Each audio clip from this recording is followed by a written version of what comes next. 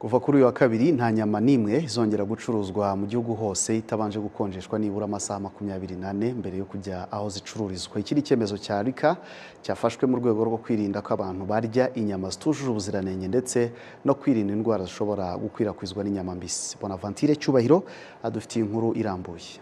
Ni icyemezo gifashwe mu rwego rwo kubahiriza amahame mpuzamahanga agenga ubucuruzi bw'inyama ndetse no gukumira indwara zishobora gukwirakwizwa n'izo nyama zitavuyemo amaraso neza ndetse n'izirimo utunyangingo tuzima dushobora gukwirakwiza indwara zirimo teniya ndetse n'ubuganga.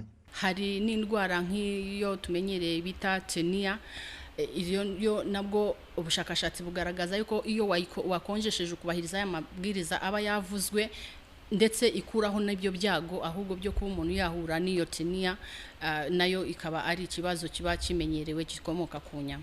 Iki cyemezo ariko gisa n'ikitakiriwe neza na bamwe mu bazicuruza ndetse n'abaguzi bazo kuko hari imbogamizi bagaragaza.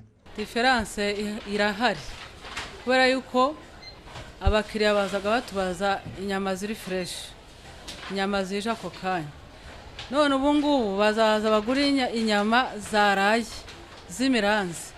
Ntago abakiriya babyishimiye, ntago abakiriya bishimira kuba babaha inyama yaraye, ubwo natwe bizaduteza ikibazo hagati n'abakiriya.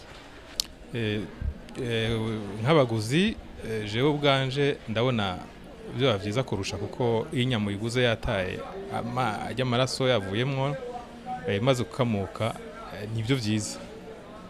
Ku bwanje ni byiza pe. Ariko iyo bazizanye ziri konjere ukibesha ukayishira hejuru ho gato irahindura ibara. Kandi yihinduye ibara wa mukiriya ntabwo ashobora kwikugurira.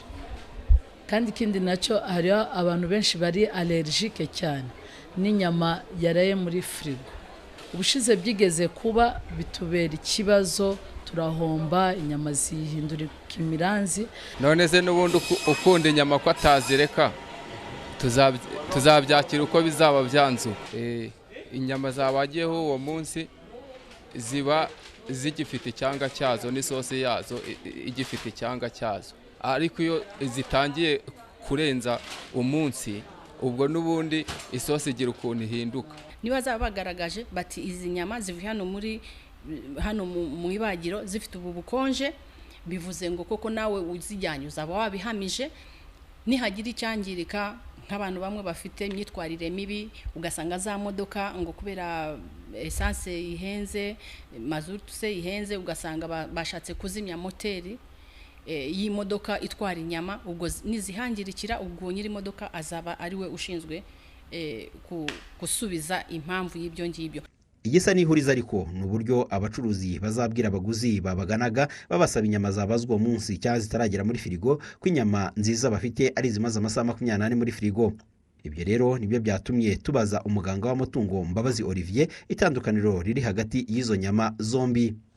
Inka ikimara kubagwa inyama zigahita zijya ku isoko, ariko izo ngizo zabaga zikirimo amazi n'amaraso, ni ukuvuga ngo amaserire abakiri mazima cyangwa se utunyangingo nituba ari tuzima, ikintu za nyama ziraba ari miskere, ntago ziraba zahindutse inyama. Ariko noneho twatunyangingo nitumara gupfa nibwo turareka ikintu twari dufite kiri miskere cyangwa amaso mu cyongereza cyahindutse miti cyangwa se viande cyangwa inyama mu rurimi rw'abanyarwanda tumenyereye. Ingaruka zo zirimo kuko haba hari indwara zikiri muri twatunyangingo tw'umubiri rw'itungo, haba harimo indwara zishobora kuba zitarapfa, ariko nyuma y'ayo masaha 24 ya maraso yose amaze kuvamo, inyama imaze gukamuka, twatunyangingo twapfuye, n'izo ndwara nyinshi zose ziba zamaze gupfa. Aha ni muri stoke y'ibagiro rya Nyabugogo, aha maze gushyirwa inyama zigomba kuzagurishwa ku munsi w'ejo nyuma y'amasaha 24. Ni inka zirimo ziragera hafi kwijana kuri no stoke ndetse n'iruguru, ariko ikibazwa ni ukumenya nimba koko izi stoke zihagije.